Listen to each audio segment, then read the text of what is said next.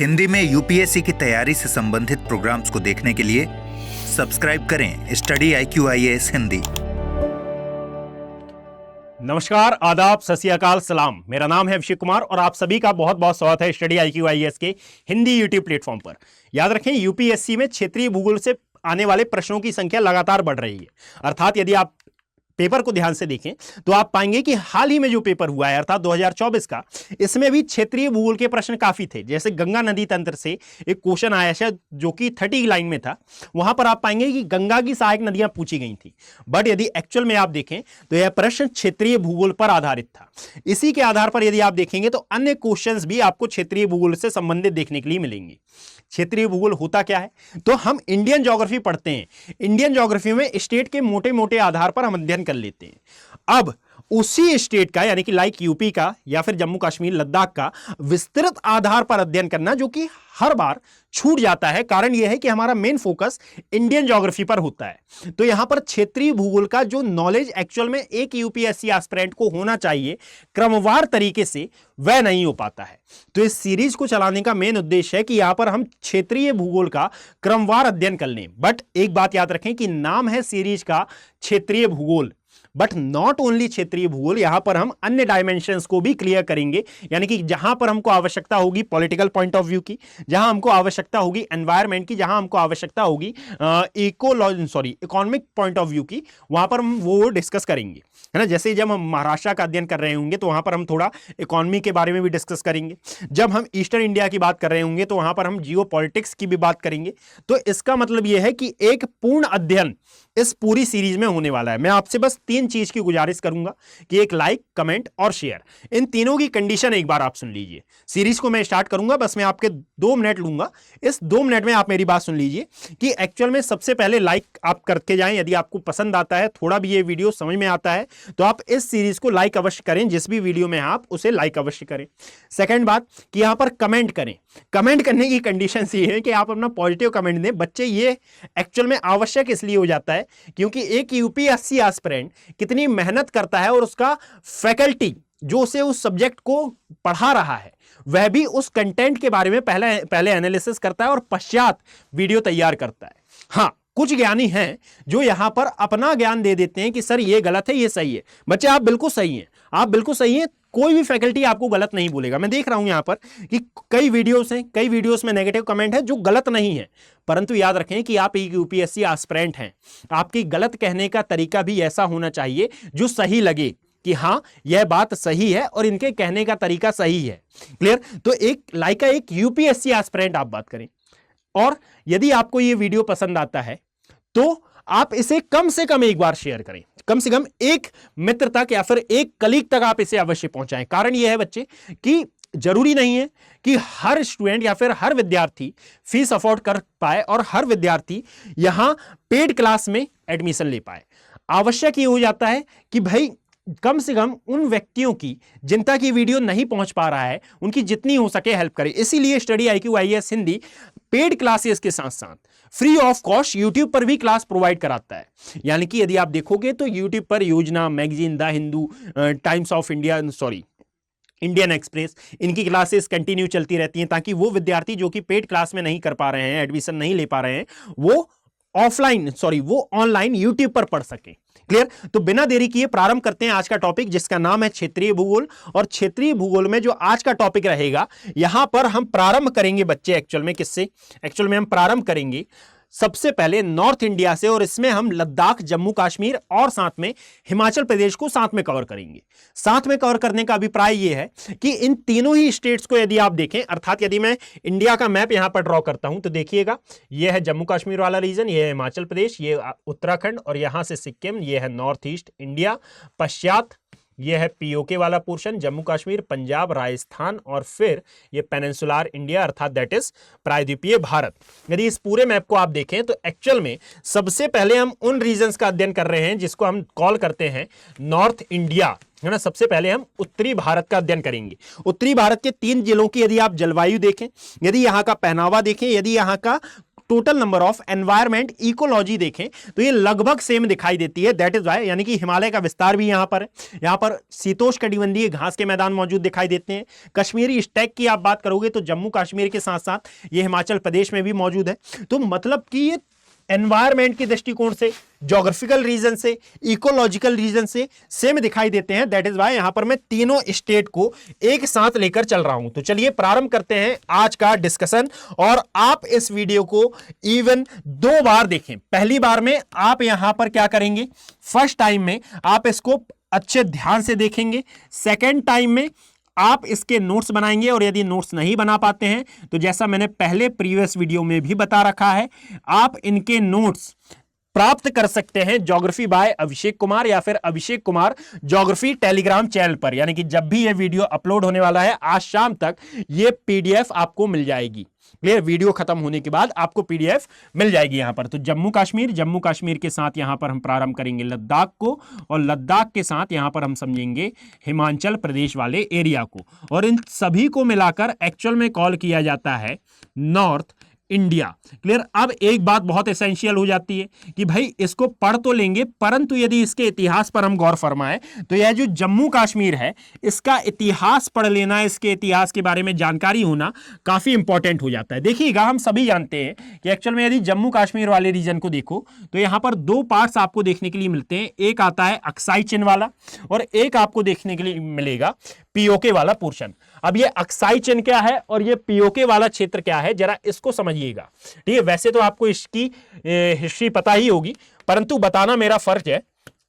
तो यहां पर यह है हमारा जम्मू कश्मीर, हिमाचल प्रदेश, और यानी कि टोटल ओवरऑल यह है नॉर्थ इंडिया वाला रीजन।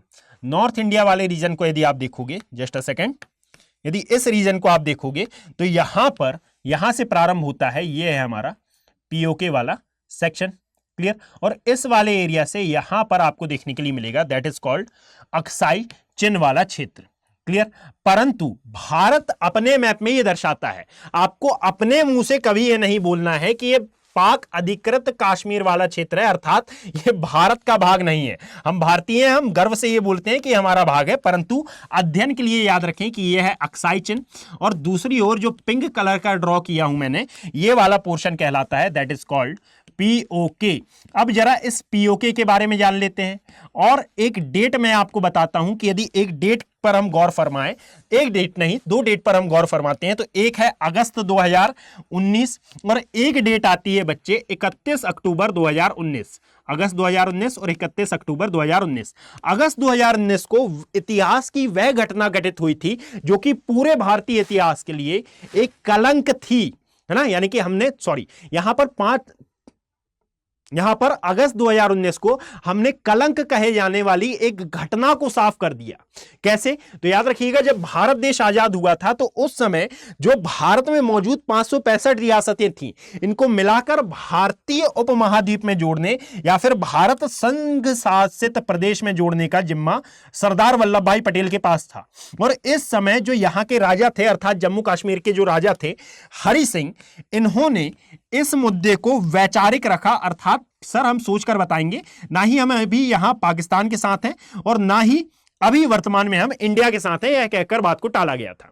परंतु याद रखें कि जब यह मुद्दा आगे बढ़ा तो हम ये मानते हैं कि पहला युद्ध 1965 में हुआ था। एक्चुअल में आजादी के पश्चात ही इवन यहां पर 1 से 1.5 महीने के पश्चात ही अक्टूबर 1948 में प्रथम युद्ध छिड़ गया था। और जब यह प्रथम युद्ध छिड़ा था, है ना, डेट पर मत जाइएगा, 1947 में ही जब यह पहला युद्ध छिड़ा, तो पहले युद्ध के छिड़ने के पश्चात, यानी कि यहां पर जो कबीलाई विरोध कर रहे थे, जो पाकिस्तानी सैनिक थे यहां पर घुस आए थे, तो यहां पर स्वयं को बचाने के लिए, स्वयं का अस्तित्व बचाने के लिए यहां जो शेख अब्दुल्ला थे, जो कि हरि सिंह के अंडर में थे, उनके सेनापति के तौर पर यह कार्य करते थे, उनको दिल्ली भेजा गया। और दिल्ली भेजा गया क्यों? क्योंकि भारत सरकार से हेल्प मांगने के लिए। और जब भारत सरकार से हेल्प मांगने के लिए भेजा गया तो फिर उस दस्तावेज पर हस्ताक्षर कराए गए जिस पर लिखा हुआ था कि हां, हम भारत में विलय होने के लिए रेडी हैं। याद रखिएगा, ये मोटे मोटे आधार पर कहानी है।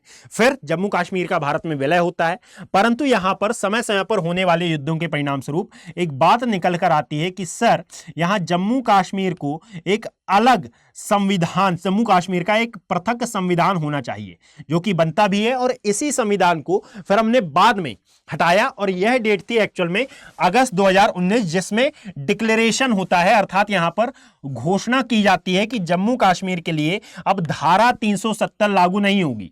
और नहीं तो यदि आप 2019 में यह क्लास अटेंड कर रहे होते तो टीचर मैं ही रहता और यहां पर आप बताते, टीचर मैं ही रहता यानी कि पढ़ाने वाला हो सकता है मैं आपको होता, परंतु यहां पर याद रखिएगा ये जम्मू कश्मीर का नक्शा कुछ इस प्रकार का देखने के लिए मिलता। इस एक घोषणा ने जम्मू कश्मीर का नक्शा बदला और अब जम्मू कश्मीर आपको कुछ इस प्रकार का दिखाई देता है और यह ऊपर वाला पोर्शन अब लद्दाख कहलाता है। क्लियर, यानी कि अब यह हो गया है लद्दाख और यह हो गया है जम्मू कश्मीर, और यह दोनों ही वर्तमान में संघ शासित प्रदेश हैं। और इसकी घोषणा की गई थी 31 अक्टूबर वर्ष 2019 को।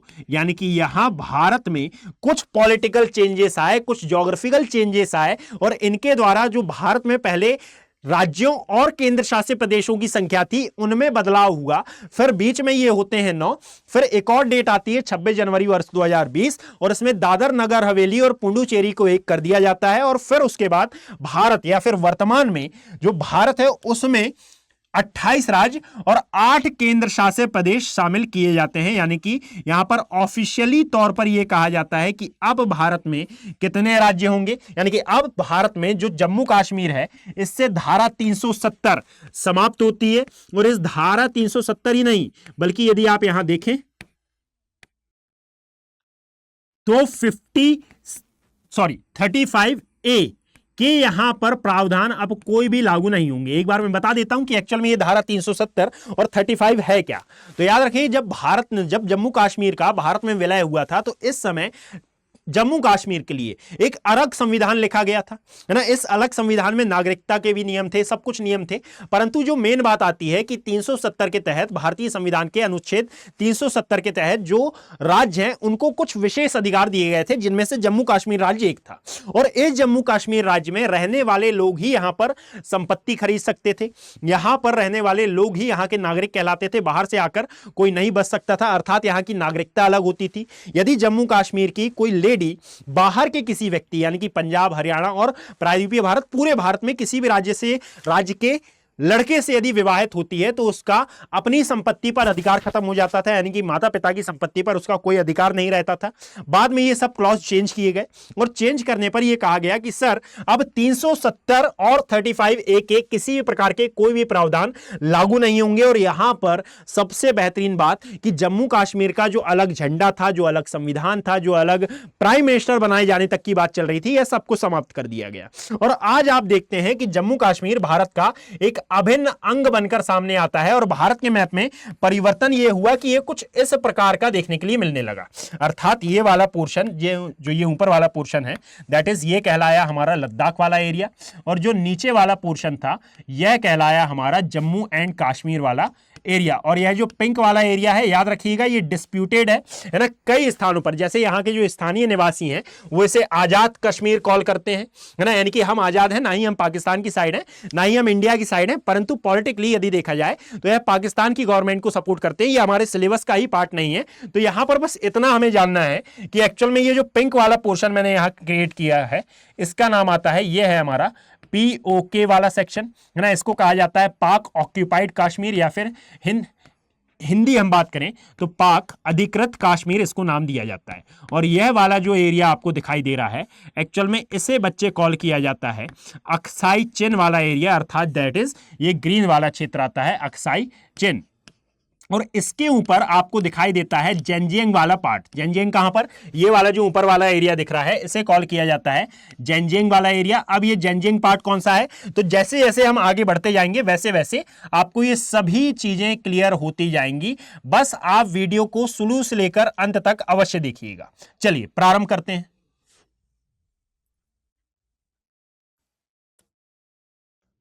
अब याद रखिएगा कि यदि हम इसके ज्योग्राफिकल रीजन को एक बार जान लें तो ये हमारे लिए और भी बेटर रहेगा। अर्थात दैट इज ये आपको दिखाई दे रहा है, ये है हमारा नॉर्थ इंडिया। और यदि नॉर्थ इंडिया वाले रीजन को आप देखेंगे तो इतना पोर्शन बनाना आवश्यक है, दैट इज वाई मैं इतना ही पोर्शन बना रहा हूं, है ना। इस रीजन को यदि आप देखो तो यहां पर बच्चे आपको दिखाई देगा, दैट इज लद्दाख, है ना। लद्दाख से नीचे ये वाला पोर्शन है हमारा जम्मू कश्मीर, और ये वाला पोर्शन, जी हाँ बिल्कुल, ये वाला पोर्शन आता है हिमाचल प्रदेश वाला एरिया। इतने रीजन के बारे में हम डिस्कस कर रहे हैं। तो चलिए प्रारंभ करते हैं आज का वीडियो बिना किसी देरी के। अब हम यहां से, यानी कि सबसे पहले हमने हिस्ट्री के बारे में डिस्कशन किया, पश्चात इसके अब हम जान रहे हैं इसकी ज्योग्राफी के बारे में। तो जरा ध्यान से अब आप मेरी बात सुनना प्रारंभ करिएगा।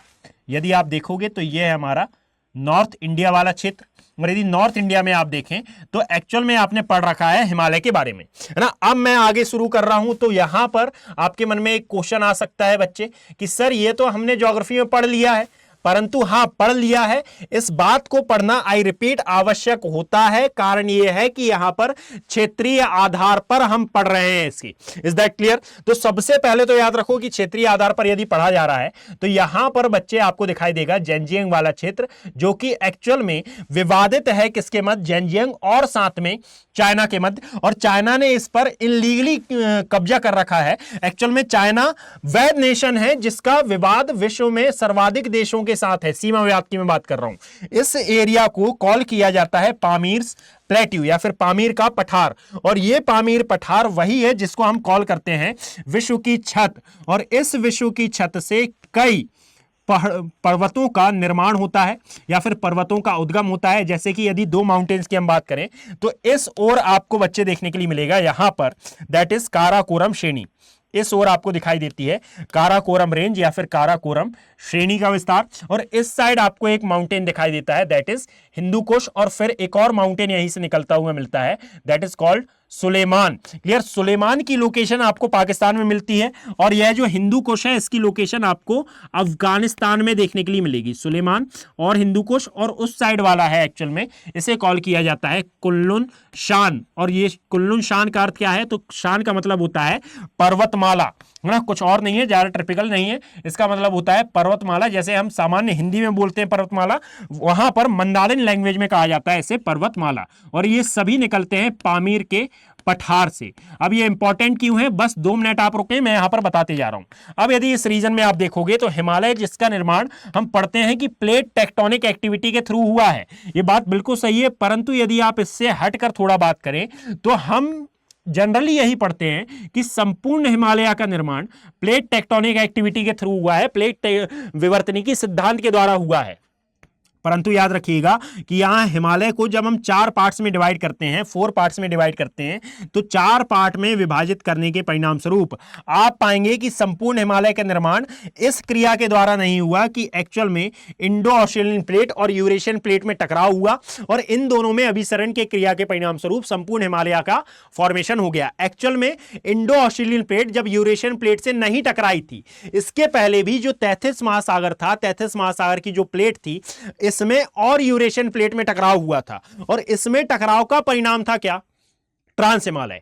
और ट्रांस हिमालय यह हमें मालूम कैसे चलता है, तो इसीलिए ट्रांस हिमालय को कॉल किया जाता है कृष्णगिरी पर्वत या फिर कृष्णगिरी माउंटेन, है ना। कारण यह है कि जहां पूरे हिमालय पर, वृहद हिमालय, लघु हिमालय और शिवालिक रेंज पर आपको अवसादी चट्टानें देखने के लिए मिलती हैं, वहीं पर यदि आप ट्रांस हिमालय को देखें तो यहां पर आग्नेय चट्टानों की प्रधानता मिलती है। आग्नेय चट्टानों का अर्थ यह कि एक्चुअल में ये मैग्मा से निर्मित चट्टानें हैं, काले होने के कारण इसको कृष्णगिरी माउंटेन या फिर कृष्णगिरी माउंटेन कॉल किया जा रहा है। क्लियर, मैं ब्लैक माउंटेन बोलने वाला था बट वो गलत हो जाता। तो यदि आप यहां पर देखें तो ये है हमारी काराकोरम, ये है लद्दाख और ये है जास्कर रेंज। इससे नीचे जब आप आते हैं तो यहां पर बच्चे, अब मैं इसको अलग कलर से ड्रॉ करता हूं, कारण यह है कि ये लघु हिमालय का भाग है। यहां पर आपको दिखाई देती है पीर पंजाल रेंज, और इस एरिया में बच्चे आपको दिखाई देती है क्या, दैट इज कॉल्ड धौलाधार श्रेणी। यानी कि अब शायद आप समझ पा रहे होंगे कि यहां पर हमने एक एक पार्ट के बारे में डिस्कस नहीं किया। वृहद हिमालय कहां गया भाई, तो सब्र करो, सब आएगा यहां पर, है ना। अब यदि हम बात करें सबसे पहले इस काराकोरम रेंज की, ठीक है, पामीर प्लेट्यू को भी आपको याद रखना है, ठीक है। अब हम यहां पर एक एक करके डिस्कस करना चालू करते हैं। आप बस इसको शुरू से लेकर अंत तक देखना, आपको अपने आप समझ में आ जाएगा कि नहीं सर यहां पर कुछ नया डेटा आपको अवश्य मिला है।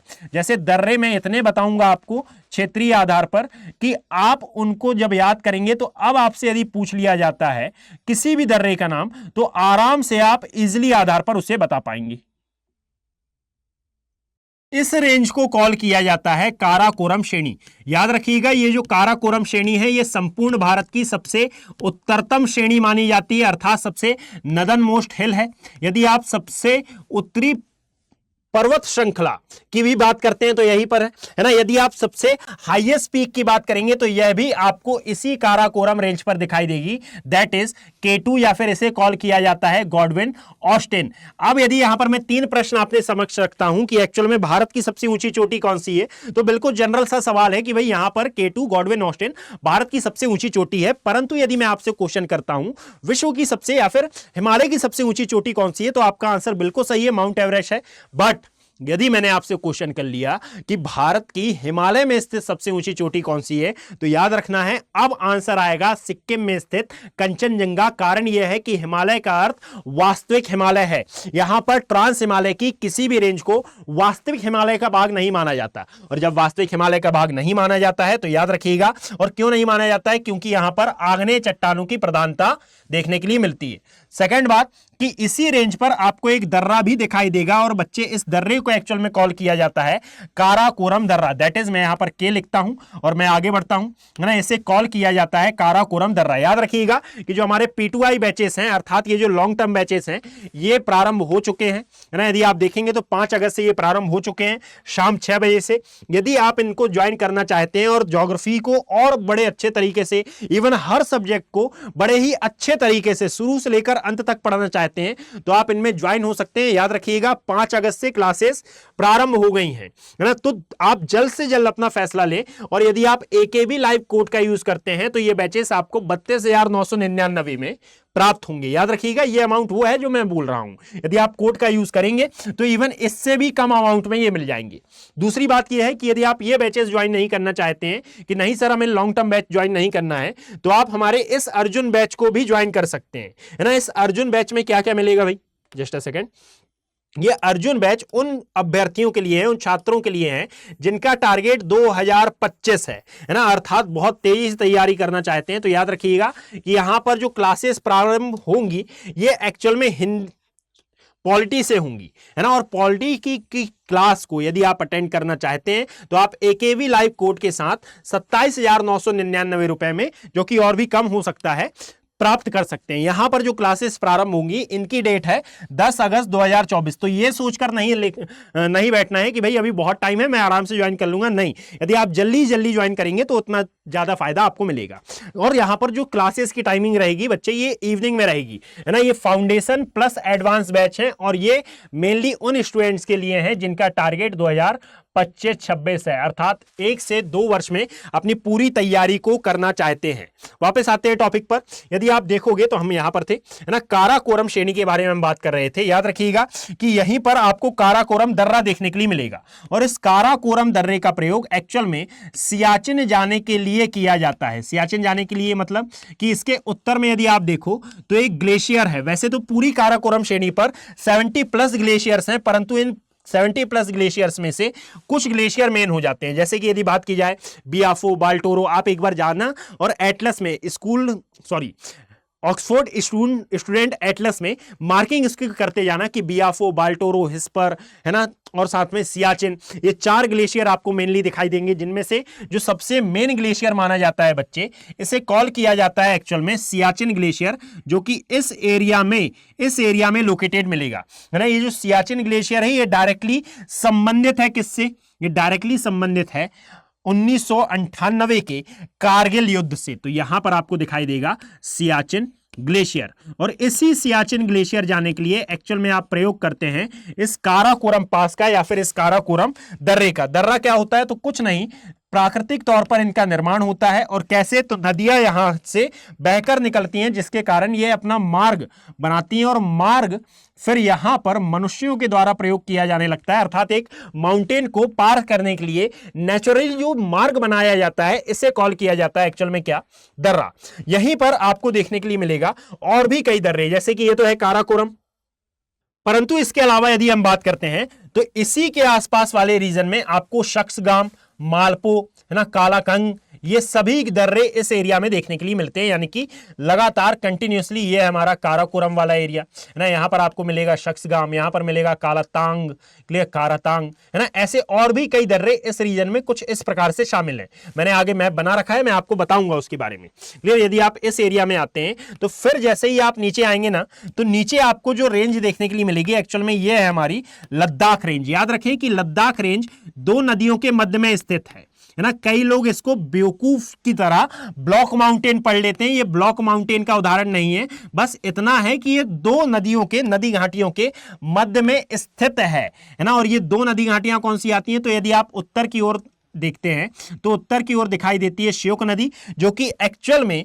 इंडस की ही सहायक नदी है। और इंडस वही नदी है जिसका उद्गम बेसिकली आप मानते हैं कहां से, ये कुछ इस प्रकार से आपको मिलती है देखने के लिए, श्योक नदी, है ना। ये है हमारी श्योक नदी, यहां से आपको आती हुई प्रतीत होगी। दैट इज, इसको नाम दिया जाता है, जस्ट अ सेकेंड, यहां पर आपको दिखाई देगी मानसरोवर झील। और मानसरोवर झील से एक रिवर का उद्गम होता है और इस रिवर को एक्चुअल में कॉल किया जाता है इंडस रिवर। और इंडस रिवर इस गिलगित के पास पहुंचकर दक्षिणावर्ती मोड़ लेकर ये पाकिस्तान में प्रवेश करती है और पाकिस्तान की जीवन रेखा कहलाती है और कराची के समीप अरब सागर में अपना ये मुहाना बनाती है। अब यहां आवश्यक बात यह है कि भाई इसकी कई और सहायक नदियां आपको इस प्रकार से लोकेटेड देखने के लिए मिलेंगी, जिनमें से एक है हमारी क्या, श्योक, ये है हमारी श्योक रिवर। इसके अलावा गिलगित भी है, इसके अलावा और भी कई रिवर्स हैं, उनके बारे में हम बाद में डिस्कस करेंगे इसी वीडियो में। तो इसको मैं शॉर्ट में लिखता हूं कि यह श्योक और ये है हमारी क्या, इंडस रिवर, या फिर इसी को कहा जाता है सिंधु नदी। इसका उद्गम जिस क्षेत्र से होता है यह है मानसरोवर लेक, और इसी मानसरोवर लेक को कहा जाता है मैजिकल लेक। 70 से अधिक लेक्स का ये समूह है, लगभग 78 लेक्स का ये समूह है। और ये इनको मैजिकल लेक कहा जाता है क्योंकि ये रंग परिवर्तित करने के लिए जानी जाती हैं। साथ में यदि आप बात करेंगे तो एक्चुअल में इसी लद्दाख रेंज पर विश्व का सबसे तीव्र ढाल वाला शिखर, इसका नाम क्या है, इसका नाम आता है राका पोशी शिखर, जो कि इसके वेस्टर्न पार्ट में आपको सिचुएटेड देखने के लिए मिलेगा। दैट इज कॉल्ड राका पोशी। यहां पर मैं आर लिखता हूं, जस्ट अ सेकेंड। इसे वर्ल्ड का सबसे तीव्र ढाल वाला शिखर कहा जाता है ना। और इसीलिए याद रखें कि यह वर्ल्ड में एक अविजित पर्वत का उदाहरण है। और अविजित का मतलब क्या होता है, ऐसा माउंटेन जिसको अभी तक विजय नहीं किया गया है, इसको फतेह नहीं किया गया है किसी भी माउंटेन क्लाइंबर के द्वारा। तो ऐसे माउंटेन को आप क्या नाम देते हैं, अविजित माउंटेन। जैसा कि लद्दाख के बारे में आपने अक्सर सुना होगा, परंतु याद रखिएगा भारत में भी एक अविजित माउंटेन आपको दिखाई देता है, दैट इज कॉल राकापोशी शिखर। पश्चात याद रखें कि यहीं पर आपको एक खारदुंगला पास भी दिखाई देगा। और जब आप नीचे आएंगे तो ये जो इंडस रिवर है, इंडस रिवर के दाएं तट पर अर्थात लद्दाख श्रेणी के पर्वत पदीय क्षेत्र में, इस रीजन में आपको एक क्षेत्र भी मौजूद दिखाई देता है। इस क्षेत्र को नाम दिया जाता है बच्चे लद्दाख। यहां पर मैं एल लिख रहा हूं, है ना, सॉरी ये है लेह। और यदि इस लेह वाले पोर्शन को देखेंगे, ये यदि आपको यहां पर क्लियर ना दिख रहा हो तो बच्चे आप ज्योग्राफी बाय अभिषेक कुमार से जब ये पीडीएफ डाउनलोड करेंगे तो यहां पर आप इसको जूम आउट करेंगे, तो जूम इन करेंगे तो पूरा का पूरा आपको देखने के लिए मिलेगा, है ना। ये है लेह। अब बेसिकली नदी जिस एरिया में प्रवाहित होती है, जिस डायरेक्शन में ये प्रवाहित होती है, उस डायरेक्शन की ओर यदि आप मुंह करके खड़े हो जाएं तो जो नदी का राइट है वो आपका राइट होगा, जो आपका लेफ्ट है वो नदी का लेफ्ट होगा। क्लियर। तो यहां पर लेह दिखाई देगा, ये लद्दाख के पर्वत पदीय क्षेत्र में है। और यहां पर मौजूद जो खारदुंगला पास है, इस रीजन में आपको दिखाई देता है एक पास जिसको कॉल किया जाता है खारदुंगला। और ये खारदुंगला पास का प्रयोग मेनली लद्दाख से आप सियाचिन जाने वाले मार्ग हेतु करते हैं। दैट इज वाई हमारे लिए इंपॉर्टेंट हो जाता है। ये कौन सा है, ये खारदुंगला। ऊपर वाला है काराकोरम, नीचे वाला आता है खारदुंगला। और जब आप नीचे आते हैं तो अब आपको दिखाई देगा क्या, अब मिलती है जास्कर रेंज। और जास्कर रेंज पर दो दर्रे मौजूद हैं, जास्कर रेंज पर दो दर्रे मौजूद हैं। इनमें से एक का नाम है बुर्जिल और दूसरे का नाम आता है जोजिला।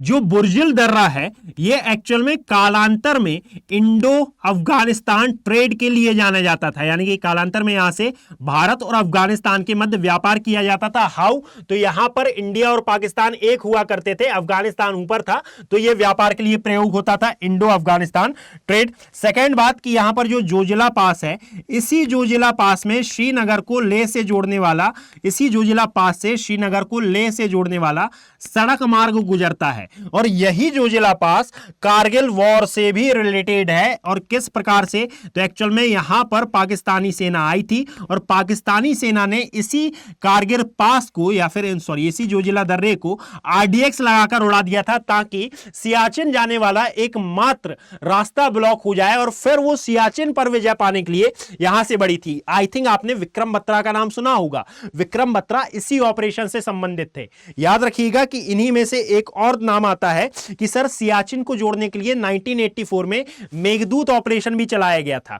मेघदूत ऑपरेशन वही जिसको लीड कर रहे थे वीर बहादुर सिंह बाना, है ना, इनके अध्यक्षता में या फिर इनकी लीडरशिप में यह ऑपरेशन चलाया गया था। यानी कि समय समय पर पाकिस्तान ने सियाचिन को जीतने के लिए कई बार प्रयास किए हैं और कई बार उसको इसी के कारण कई दुष्परिणामों का सामना करना पड़ा है और इतनी गंदी हारा है कि पूछो मत। 1998-99 का कारगिल वॉर भी इसी से रिलेटेड है, याद रखिएगा। उससे पहले हम ये जोजिला पास ब्लॉक होने के बाद भी पाकिस्तान से पहले हम पहुंच गए थे और आज भी ये जोजिला पास पाकिस्तान के अधिकार क्षेत्र में नहीं है। याद रखिएगा कि इसी के नीचे से आपको दिखाई देगी पीर पंजाल रेंज, और पीर पंजाल रेंज में आपको दो दर्रे मौजूद दिखाई देते हैं। दैट इज, पहला तो है पीर पंजाल और सेकंड आता है बनिहाल दर्रा। याद रखें कि यह जो नीचे वाला एरिया है, अर्थात यह जो एरिया है, इसे कॉल किया जाता है जम्मू। और इस जम्मू से जब आप श्रीनगर जाते हैं, जो कि आपको उत्तर में यहां पर दिखाई देगा, इसके इस पार, है ना, यह है हमारा श्रीनगर वाला क्षेत्र। तो जम्मू से श्रीनगर जाने के लिए जिस मार्ग का प्रयोग किया जाता है, यह मार्ग गुजरता है बनिहाल दर्रे से। और बनिहाल दर्रे पर ही एक सुरंग भी आपको विद्यमान दिखाई देगी, इसका नाम है जवाहर सुरंग। और इसी से भारत का एक राष्ट्रीय राजमार्ग गुजरता है जिसका नाम है NH-44, यानी कि राष्ट्रीय राजमार्ग संख्या 44, जिसका पुराना नाम है NH-1A। क्लियर। अब यहां पर यह है हमारी पीर पंजाल श्रेणी।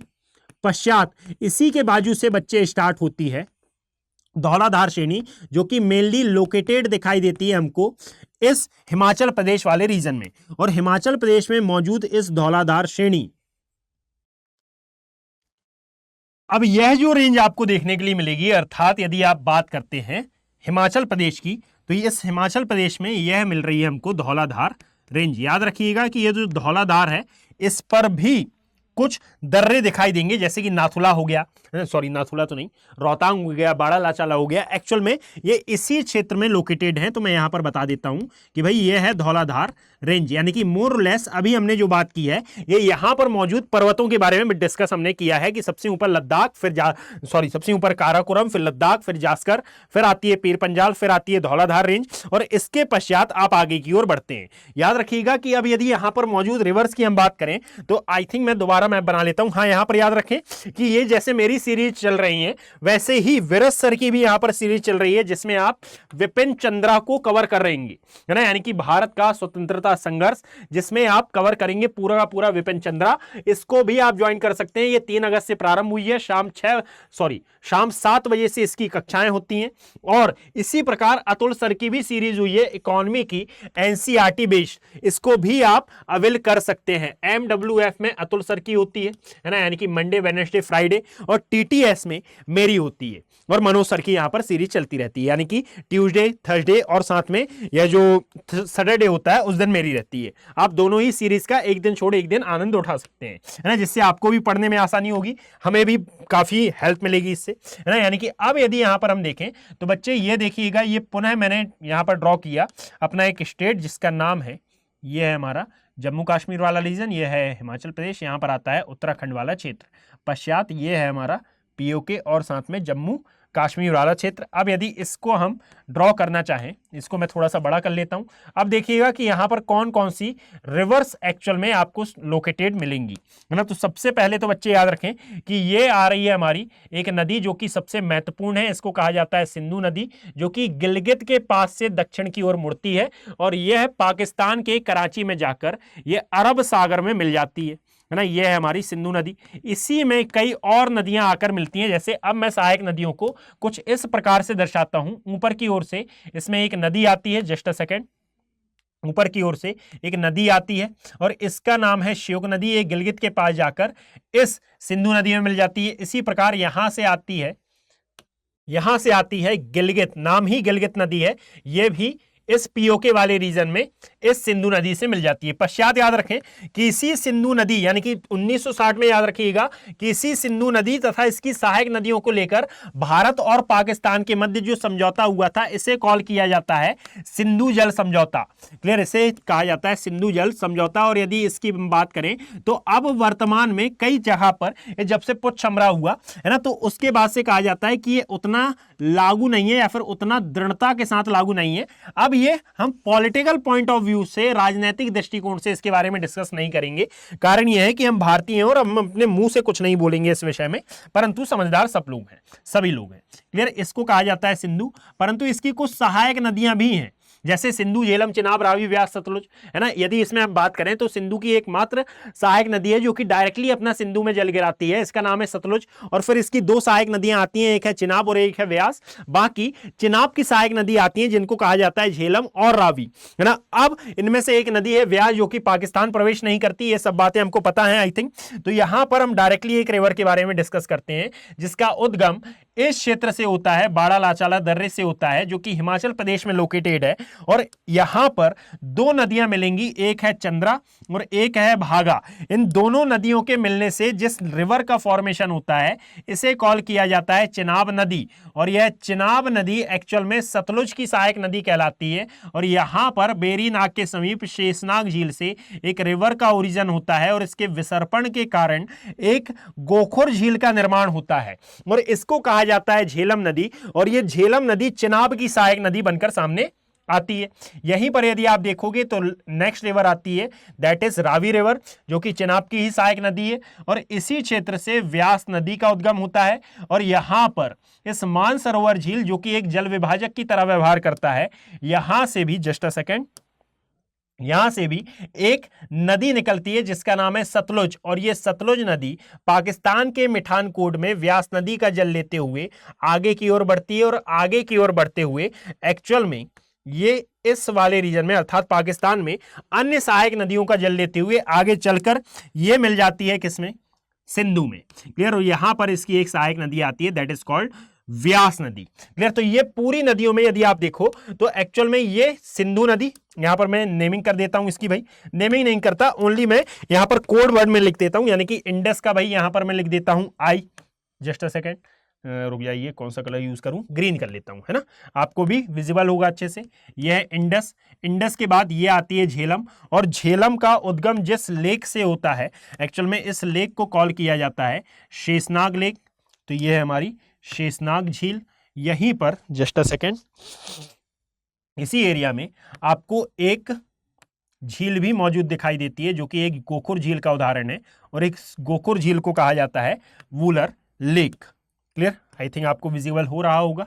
यह है बेरीनाग, यह है वूलर। सिंधु, झेलम, चिनाब, रावी, व्यास और सतलुज, इसको मैंने शॉर्ट नेम में लिखा है ना। यहां पर आपको जो लेक देखने के लिए मिलेगी, आई रिपीट, इसको कहा जाता है एक जल विभाजक और ये है हमारी मानसरोवर लेक। इतनी बात हमको पता हो गई भाई। अब आगे क्या डिस्कशन कर लेते हैं। देखिएगा, जब आप आगे की ओर बढ़ेंगे तो एक्चुअल में ये वाला पार्ट आता है गिलगित। यहां पर जो दो रिवर्स छूटी हैं, इनमें से एक का नाम ये है हमारी गिलगित रिवर, इसके अलावा ये है हमारी श्योक रिवर। याद रखिएगा कि इसके अलावा और भी हैं, जैसे कि द्रास, हुंजा, है ना, जास्कर स्वयं एक रिवर है इसकी, जो कि इसकी सहायक नदी है। तो ये सभी नदियां इन्हीं दो रीजन में अर्थात लद्दाख और जम्मू कश्मीर वाली रीजन में प्रवाहित होती हैं।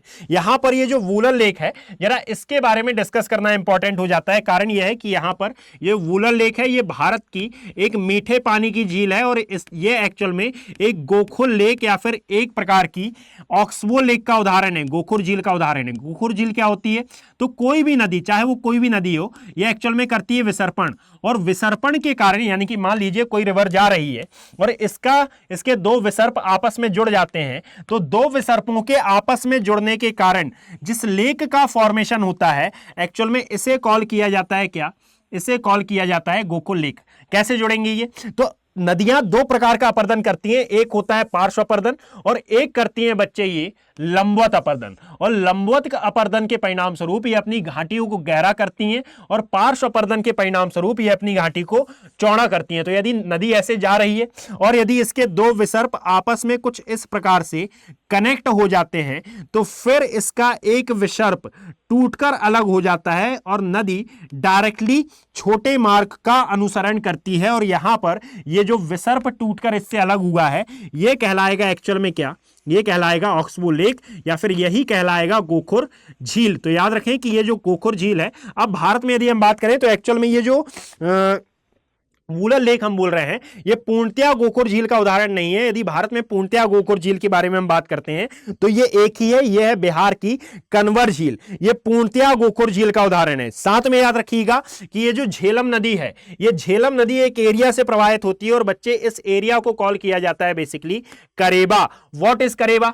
तो कुछ नहीं है, यदि मान लो कोई माउंटेन है, जैसे कि लाइक यहां पर यदि मैं एक माउंटेन को ड्रॉ करता हूं, जैसे लाइक ये एक माउंटेन है और इसी के बाजू में आपको दूसरा माउंटेन कुछ इस प्रकार से देखने के लिए मिल रहा है। तो यह जो माउंटेन है ना, एक्चुअल में जस्ट अ सेकेंड, यह जो दो माउंटेन है ना, इनके मध्य में स्थित एक समतल सपाट मैदान या फिर समतल भूभाग को या फिर सामान्य भूभाग को आपके द्वारा बच्चे क्या नाम दिया जाता है?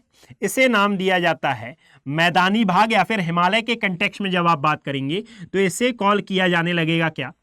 घाटी क्षेत्र। और यह घाटी क्षेत्र एक्चुअल में मौजूद दिखाई देता है आपको वृहद हिमालय और लघु हिमालय के मध्य वाले एरिया में। और यह जो घाटी क्षेत्र एक्चुअल में दिखाई दे रहा है, यहां पर मौजूद एक प्रकार की मृदा है। जी हां, यहां पर करेबा हम पढ़ते हैं कि यह करेबा एक क्षेत्र है, परंतु क्षेत्र के साथ साथ यहां की एक मृदा भी है। जैसे जलोढ़ मृदा होती है ना, तो इसे कहा जाता है करेबा मृदा। और इस मृदा में एक्चुअल में खेती की जाती है केसर की, और साथ में अन्य जो ड्राई फ्रूट्स आपको दिखाई देते हैं इस क्षेत्र में, इन सभी की खेती की जाती है। मेनली ये केसर उत्पादन के लिए मुख्यतः जाना जाता है। तो वृहद हिमालय और लघु हिमालय के मध्य में जम्मू कश्मीर राज्य में यह जो भाग है, जो कि समतल सपाट आधार पर दिखाई दे रहा है, इसे कहा जाता है कश्मीर घाटी क्षेत्र। और इसी कश्मीर घाटी में जो मृदा है, इसे कॉल किया जाता है करेबा। और इस यहां पर होने वाली कृषि को कहा जाता है यहां पर होने वाली कृषि बहुत ही ज्यादा महत्वपूर्ण हो जाती है। और आई थिंक आपने ये बात सुनी होगी कि सर ये कश्मीर घाटी क्षेत्र आतंकवाद का हॉटस्पॉट यानी कि टेररिज्म का हॉटस्पॉट माना जाता है। ऐसा होता क्यों है? क्योंकि एक्चुअल में ये झेलम नदी विसर्पण करती है और विसर्पण के द्वारा यह भारत और पाकिस्तान की सीमा पर प्रवाहित होती है। और इसी नदी का सहारा लेकर जो टेररिस्ट हैं वो भारत में प्रवेश करते हैं, और भारत में प्रवेश करके ये अनंतनाग और बारामूला के आसपास वाले एरिया में, श्रीनगर के आसपास वाले एरिया में टेररिस्ट एक्टिविटी करते हैं और यहीं से इसी नदी के माध्यम से ये वापस चले जाते हैं, जिसके कारण यहां का जो प्रशासन है ये इन्हें पकड़ नहीं पाता। और इसीलिए इसको क्या कहा जाता है? झेलम रिवर को आतंकवाद का हॉटस्पॉट या फिर हॉटस्पॉट ऑफ टेररिज्म इसे कॉल किया जाता है। साथ ही आप बच्चे याद रखिएगा कि यहीं पर इसी रीजन में यदि आप आगे बढ़ते हैं तो सतलुज नदी जो है, इसी सतलुज नदी पर आगे की ओर अर्थात हिमाचल प्रदेश वाले एरिया में, हिमाचल प्रदेश के बिलासपुर वाले रीजन में आपको दिखाई देती है एक प्रकार से एक डैम दिखाई देता है जिसे कॉल किया जाता है गोविंद सागर डैम। बिलासपुर को आप मार्क करेंगे और बिलासपुर वाले रीजन में आपको गोविंद सागर डैम दिखाई देगा, गोविंद सागर बांध दिखाई देगा। ये कहां पर है? तो ये एक्चुअल में बना हुआ है सतलुज रिवर पर। हमेशा आपको ये बात याद रखनी है।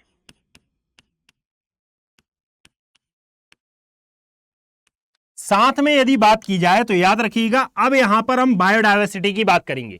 एनवायरमेंट के दृष्टिकोण से जो जो बातें इंपॉर्टेंट हो जाती हैं उन सब की बात करेंगे। तो जरा देखिएगा कि ये जो भारत का मैप है, इस भारत के मैप के अकॉर्डिंगली यदि हम देखें तो केवल इस उत्तरी भाग को, जिसको जो आज का हमारा टॉपिक है, यहां पर आपको हिमाच्छादन देखने के लिए मिलेगा। और यहां मौजूद हिमाच्छादन का मेन कारण क्या है कि एक्चुअल में यह पूरा रीजन, यह पूरा का पूरा रीजन स्नो लाइन से या फिर हिम रेखा से ऊपर मौजूद दिखाई देता है। स्नो लाइन क्या होती है? तो एक्चुअल में जिसके बाद ये जो बादलों में मौजूद स्मॉल वाटर ड्रॉप्स हैं या फिर जो बड़ी वाटर ड्रॉप्स हैं, ये पानी में परिवर्तित नहीं हो पाती, और जब ये पानी में परिवर्तित नहीं हो पाती तो ये स्नो लाइन के ऊपर बर्फ के रूप में दिखाई देती हैं। और याद रखें कि यह पूरा एरिया स्नो लाइन के ऊपर सिचुएटेड है, पूरा पूरा एरिया स्नो लाइन के ऊपर सिचुएटेड है। यानी कि आप जरा सोचें कि आपने इतने समय में इन 3 स्टेट्स के बारे में कितना कुछ जान लिया है। कि क्षेत्रीय भूगोल का हमने स्टार्ट किया था, हमने केवल और केवल हिमालय के आधार पर और हिमालय के अन्य डिविजन्स के आधार पर अध्ययन किया है।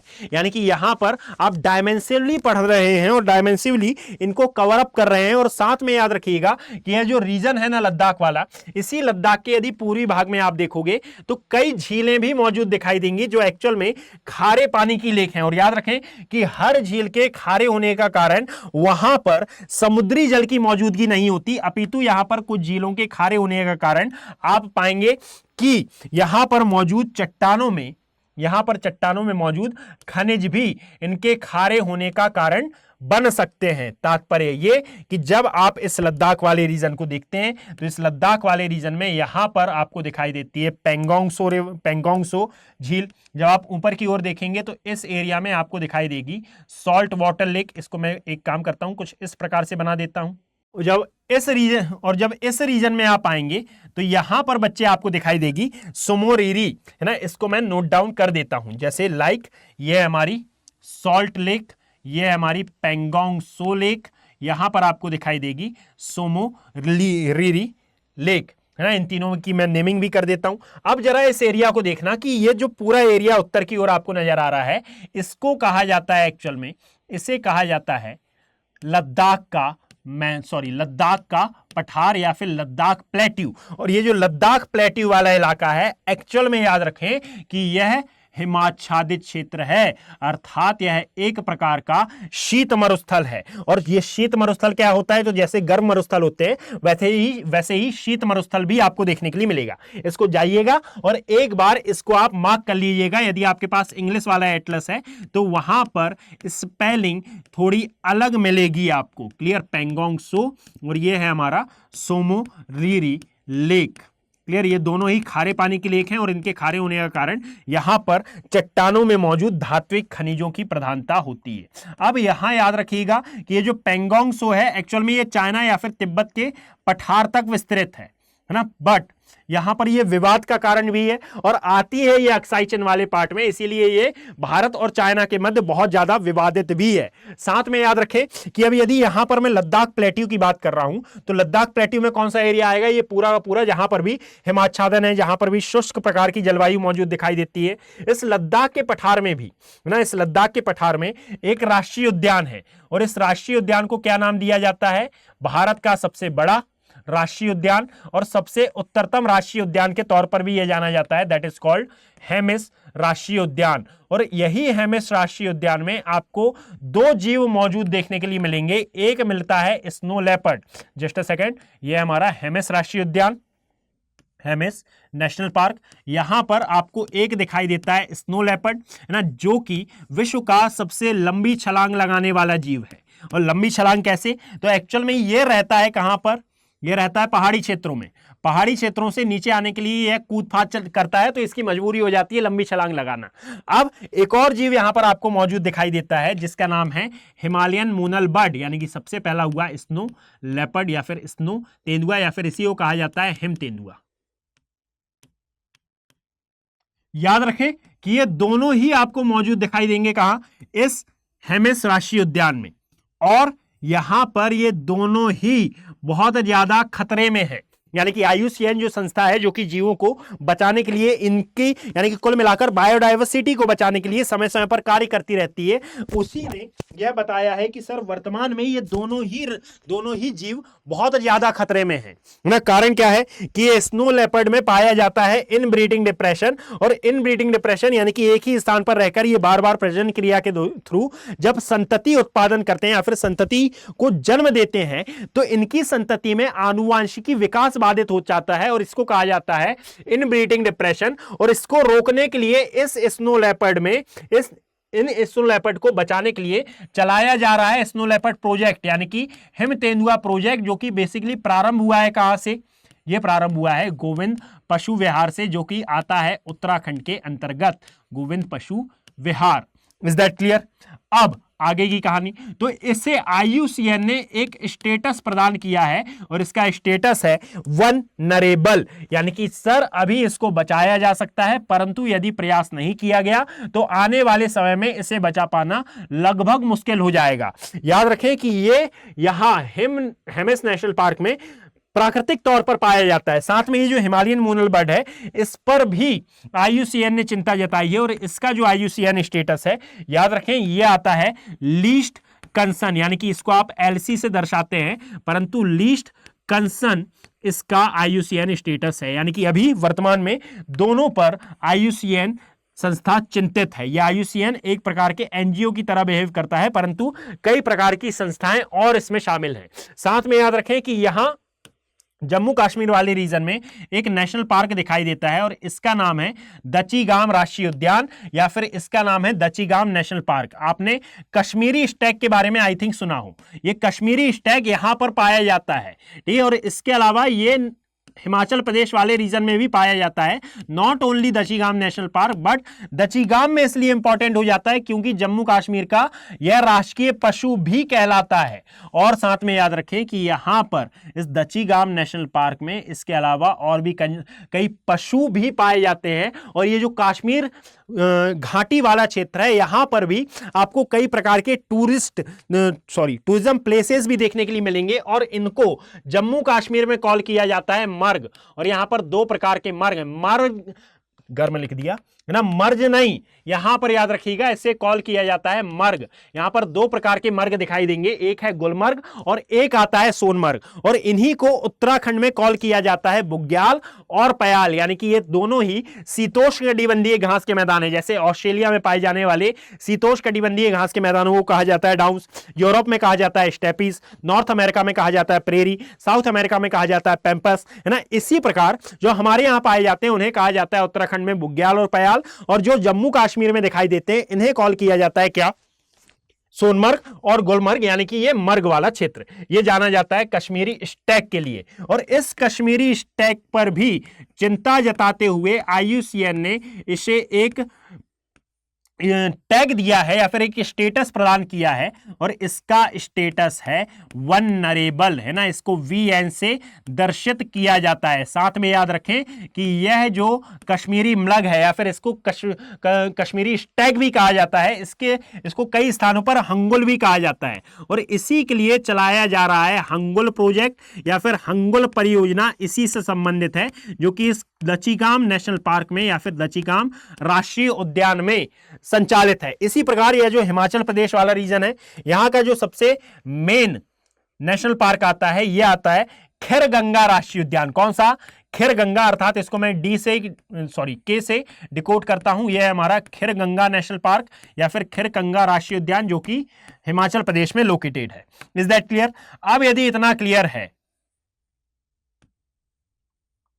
तो यहां पर मौजूद कुछ प्लेसेस की भी बात कर लेते हैं।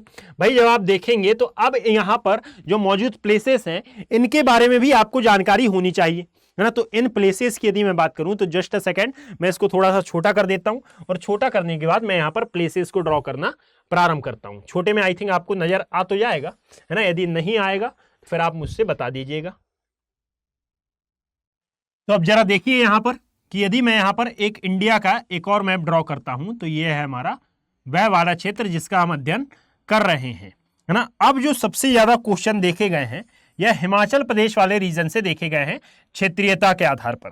यदि क्षेत्रीयता के आधार पर मैं बात करता हूं तो इसको मैं कुछ इस प्रकार से एडजस्ट कर लेता हूं, है ना। आपको यहां पर लोकेशन पता है भाई कि यहां सबसे ऊपर, जस्ट सेकंड नीचे हुआ, है ना, यहां पर सबसे ऊपर आपको बच्चे दिखाई दे रहा है लद्दाख। लद्दाख के नीचे आपको नजर आ रहा है Jammu Kashmir, that is J&K, और यहां पर बच्चे आपको देखने के लिए मिल रहा है दैट इज हिमाचल प्रदेश। तो सबसे पहले मैं हिमाचल प्रदेश की बात करता हूं कि यहां पर कौन कौन सी लोकेशन आपको इंपॉर्टेंट देखने के लिए मिलेंगी। तो सबसे पहले यहां पर आना और इनको मार्क करते जाना है, इनको नॉर्थ टू साउथ ऑर्डर में हमको नोट डाउन करते जाना है। सबसे नीचे यदि आप देखेंगे तो सबसे नीचे आपको लोकेटेड मिलेगी शिमला, है ना। अब ये हिमाचल प्रदेश की राजधानी शिमला एक्चुअल में धौलाधार रेंज पर है। शिमला के बाद मिलेगा बिलासपुर, जहां पर गोविंद सागर डैम स्थित है और ये सतलुज नदी पर है बिलासपुर, है ना। एक बिलासपुर एमपी में भी है।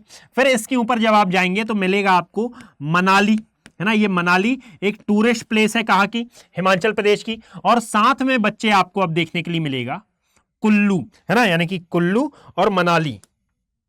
तो यहां पर मनाली ऊपर आता है और कुल्लू नीचे दिखाई देता है। तो कुल्लू और मनाली क्लियर, यानी कि सबसे ऊपर है मनाली, फिर आता है हमारा कुल्लू, फिर पश्चात हाँ कांगड़ा भी इसी के आसपास नजर आएगा, परंतु यहां पर इंपॉर्टेंट की हम बात कर रहे हैं। फिर बिलासपुर, फिर शिमला और पश्चात इसके हमको दिखाई देता है हाँ बस शिमला तक।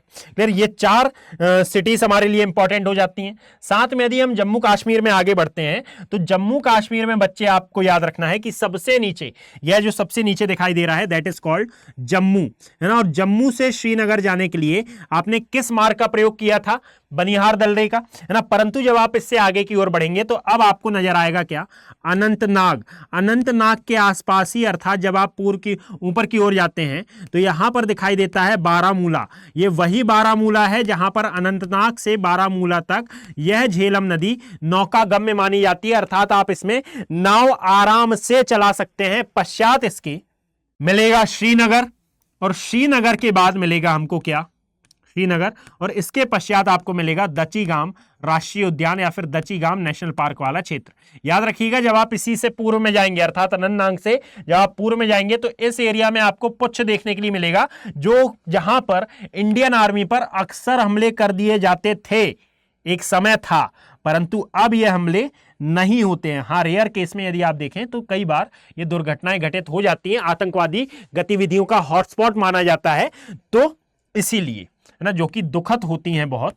अब यदि आगे आप देखोगे तो लद्दाख में केवल और केवल एक इंपॉर्टेंट है, वो है लेह, और साथ में गिलगित। गिलगित आती है इस रीजन में और लद्दाख दिखाई देता है इस वाले रीजन में, सिंधु नदी के दाएं तट पर आपको ये मौजूद देखने के लिए मिलेगा। यदि आपको ये पूरी पीडीएफ डाउनलोड करनी हो तो geography bye Abhishek Kumar Telegram channel से आप इसे डाउनलोड कर सकते हैं। और साथ में यदि आप P2I के लॉन्ग टर्म बैचेस से जुड़ना चाहते हैं तो AKB लाइव कोड के साथ, और यदि आप अर्जुन बैच से जुड़ना चाहते हैं, यदि आपका जो टारगेट है वह 2025 है, तो आप यहां पर AKB लाइव कोड के साथ 27,999 रुपए, इवन इससे भी कम में ज्वाइन हो सकते हैं। यदि आपको ये सीरीज पसंद आई हो तो इसे आप कमेंट करें, अपना पॉजिटिव रिस्पांस दें, कम से कम एक बार शेयर करें। मिलते हैं अगले गुरुवार को ऐसे ही किसी अन्य टॉपिक के साथ, अर्थात किसी अन्य राज्य के साथ। धन्यवाद। हिंदी में UPSC की तैयारी से संबंधित प्रोग्राम्स को देखने के लिए सब्सक्राइब करें स्टडी IQ IAS हिंदी।